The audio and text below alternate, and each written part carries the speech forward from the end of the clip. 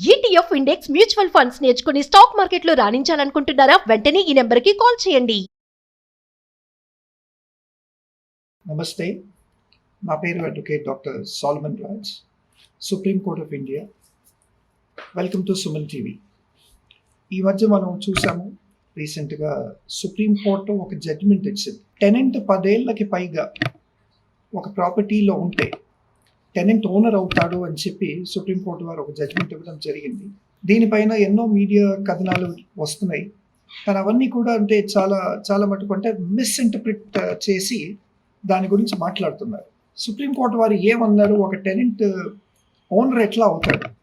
Suppose మీరు నేను ఉన్నాం, ఒక ప్రాపర్టీ కొనుక్కున్నాం, ఒక టెనెంట్ వచ్చేసి ఉండేసి 10 ఏళ్ళు ఉన్నాక నేను ఓనర్ అనుకుంటే మన ఓనర్షిప్ రైట్స్ పోతాయా, ఆయన ఓనర్ అయిపోతాడా అన్నవి ఎన్నో క్వశ్చన్స్. ఇది చాలామందికి అర్థం కాకుండా మిస్ఇంటర్ప్రిట్ చేశారు. యాక్చువల్లీ సుప్రీంకోర్టు వారి ఇంటర్ప్రిటేషన్ ఏంటి, దీని మీద జడ్జ్మెంట్ ఏమని ఇచ్చారు? ఒక టెనెంట్ కనుక 10 ఏళ్ళకి పైగా ఒక పర్టికులర్ ప్రాపర్టీలో ఉంటే he can claim his ownership rights అని చెప్పి సుప్రీంకోర్టు వారు జడ్జ్మెంట్ ఇచ్చారండి. కానీ అండర్ వాట్ సర్కమ్స్టాన్సెస్?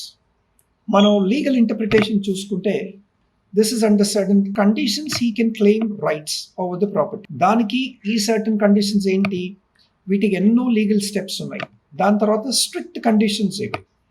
దాని తర్వాత ఈ లీగల్ స్టెప్స్ ఎందుకు, ఈ స్ట్రిక్ట్ కండిషన్స్ ఎందుకు అంటే మన ఇండియన్ లా బోత్ పార్టీస్ ఇంట్రెస్ట్ని ప్రొటెక్ట్ చేయడానికి ఈ యాక్చువల్లీ లాని తీసుకొచ్చింది. ఈ జడ్జ్మెంట్ చూసుకుంటే మనం it is based on the limitation act 1963. Limitation act 1963లో we see one clause called the adverse possession, the rule of adverse possession. ఈ రూల్ ఆఫ్ అడ్వర్స్ పొజిషన్ ఏంటి అంటే, ఒకవేళ ఓనర్ కనుక ఓనర్షిప్ క్లెయిమ్ చేసుకోవడంలో ఫెయిల్ అవుతే అట్లాంటి సందర్భాల్లో టెనెంట్ క్లెయిమ్ చేసుకోవచ్చు అని చెప్పి కూడా ఒక ఇంటర్ప్రిటేషన్ ఉందండి.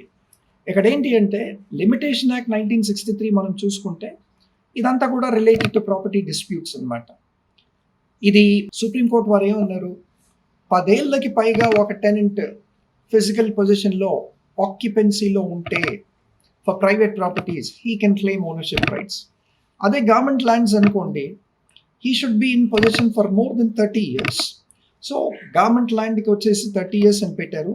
ఈ 30 years లోపు ఎవరైనా టెనెంట్ వెళ్ళి గవర్నమెంట్ ల్యాండ్ని ఆక్యుపై చేసుకుంటే గవర్నమెంట్ కనుక ఏ మెజర్స్ తీసుకోకుండా, ఎవిక్షన్ మెథడ్స్ యూజ్ చేయకుండా, లీగల్ నోటీసెస్ ఇష్యూ చేయకుండా, టెనెన్సీ అగ్రిమెంట్స్ రిన్యూ చేయకుండా, ఇట్లాంటివి ఏమైనా ప్రైవేట్కి కానీ గవర్నమెంట్ కానీ, ప్రైవేట్లో అయితే 10 ఏళ్ళు, గవర్నమెంట్కి అయితే 30 ఏళ్ళు, ఒకవేళ ఈ వ్యవధి దాటిన తర్వాత డైరెక్ట్ నేను ఓనర్ అని చెప్పి క్లెయిమ్ చేసుకోలేడు. మరలా ఈయన ఒరిజినల్ సివిల్ జ్యూరిస్డిక్షనల్ కోర్ట్స్కి వెళ్ళి ఈయన క్లెయిమ్ ఫైల్ చేసుకోవాలి.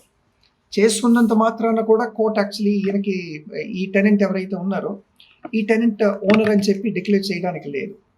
ఒకటి ఏంటంటే, ఈ 10 ఏళ్ళు కానీ 30 ఏళ్ళు కానీ ఈ టెనెంట్ ఆ ఓనర్ ఇన్స్ట్రక్షన్లో ఉండకూడదు.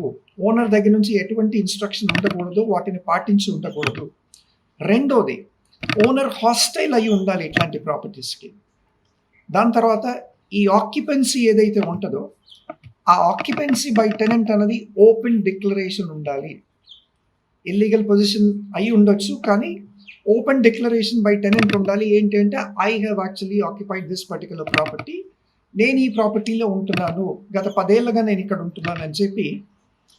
తర్వాత 4వది ఏంటంటే, ఆ ప్రైవేట్ ప్రాపర్టీ ఓనర్స్ ఎవరైతే ఉంటారో, government property owners, government of course state governments అనుకోండి, ఈ property owners should lose the position of the property. ఆ పర్టికులర్ ప్రాపర్టీ వాళ్ళ కంట్రోల్లో ఉండకుండా, వాళ్ళు దానిపైన వాళ్ళకి ఫిజికల్ పొజిషన్ ఉండకుండా, ఇవన్నీ ఉంటే ఒకవేళ ఓనర్ కనుక ఈ పర్టికులర్ ప్రాపర్టీ పొజిషన్ కోల్పోయి ఉంటే ఇట్లాంటి సందర్భాల్లో ఈ పర్టికులర్ టెనెంట్ వెళ్ళి ఒరిజినల్ జ్యూరిస్డిక్షనల్ కోర్ట్స్లో ఒక సివిల్ సూట్ ఫైల్ చేసుకోవచ్చండి. ఫైల్ చేసినంత మాత్రాన మరలా కోర్టు ఈయనే యాక్చువల్లీ ఓనర్ అని చెప్పి డిక్లేర్ చేయడానికి కూడా లేదు. ఎందుకంటే దాంట్లో మళ్ళీ it all depends on evidence, it all depends on judicial interpretation, it all depends on several legal steps. తర్వాత స్ట్రిక్ట్ కండిషన్స్ అని కూడా అన్నాం మనం.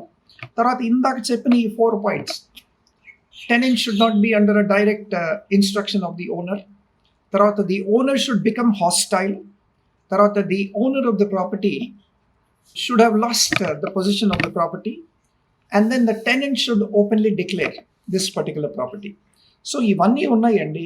కానీ తర్వాత మనం ద లిమిటేషన్ యాక్ట్ 1963 చూసుకుంటే ఎవరైనా 12 yearsకి పైగా ఉంటే వాళ్ళు దాని లెగసీ చూపించి ఓనర్షిప్ క్లెయిమ్ చేసుకోవచ్చు.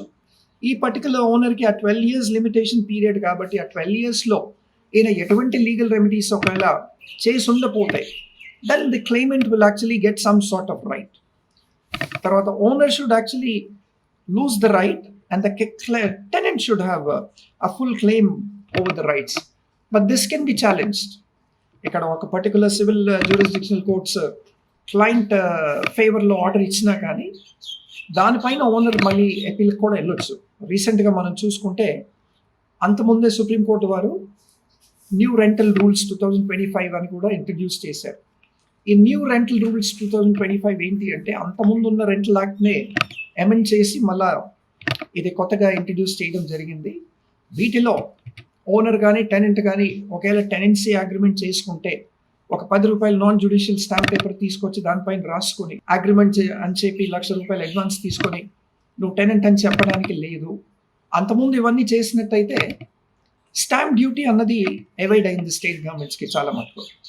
స్టేట్ గవర్నమెంట్ రెవెన్యూ లాసెస్ వస్తున్నాయి కాబట్టి ఈ కొత్త న్యూ రెంటల్ రూల్స్ 2025 కూడా ఇంట్రడ్యూస్ చేయడం జరిగింది. దీని ప్రకారం ఏంటి అంటే ఆన్లైన్ ట్రాన్సాక్షన్ జరుగుతుంది. ఒక టెనెంట్కి ల్యాండ్ లార్డ్కి మధ్య ఒక రెంటల్ అగ్రిమెంట్ కనుక జరిగితే అది సెంట్రల్ వెబ్సైట్కి వెళ్ళి మీరు అక్కడ కావాల్సిన ఫీ ఏది ఉందో ఆ రెంట్ని బట్టి వాళ్ళు ఒక పర్టికులర్ పర్సంటేజ్ డిసైడ్ చేస్తారు.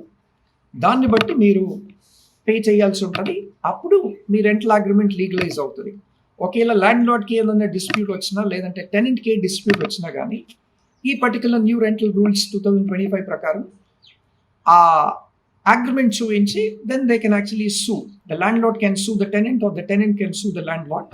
సో ఇది ఉందండి. అంతకుముందు మనం రామ్కి దాస్ అన్న కేసులో చూస్తే రామ్కి దాస్ అండ్ అదర్స్ చూస్తే దాంట్లో ఏమైంది సుప్రీంకోర్టు వారు ఏమన్నారు అంతకుముందే 2 months బ్యాక్ ఈ జడ్జ్మెంట్ వచ్చిందండి. A tenant can never claim ownership on the land where he lives as a tenant under the tenancy agreement అని చెప్పి కూడా ఇచ్చారు. సో ఇప్పుడు ఇచ్చిన ఈ సుప్రీం కోర్ట్ జడ్జ్మెంట్ ఏదైతే ఉందో 10 years తర్వాత ద టెనెంట్ కెన్ క్లెయిమ్ అన్నది మరి దీన్ని కాంట్రడిక్ట్ చేస్తుందా అంతకుముందు ఇప్పుడు ఇచ్చిన జడ్జ్మెంట్ అంతకుముందు ఇచ్చిన జడ్జ్మెంట్ని కాంట్రడిక్ట్ చేస్తుందా రామ్కి దాస్ కేసులో అంటే లేదు అని అనుకోవచ్చు. ఎందుకంటే ఇక్కడ ఎన్నో లీగల్ నెటిగ్రిటీస్ ఉన్నాయి. స్ట్రిక్ట్ రూల్స్ ఉండాలి, అడ్హెర్ అవ్వాలి, ఎన్నో లీగల్ స్టెప్స్ ఉన్నాయి, స్ట్రిక్ట్ కండిషన్స్ ఉన్నాయి. ఇవన్నీ కూడా తర్వాత ఎవిడెన్స్ ఉంది, తర్వాత జ్యుడిషియల్ ఇంటర్ప్రిటేషన్ ఉంది, discretion of the judicial officer based on the material on record. So ఇవన్నీ ఉన్నాయి కాబట్టి అంతకుముందు ఇచ్చిన జడ్జ్మెంట్కి ఈ జడ్జ్మెంట్కి ఎటువంటి సంబంధం లేదండి. దాన్ని కాంట్రడిక్ట్ చేయట్లేదు. Thank you.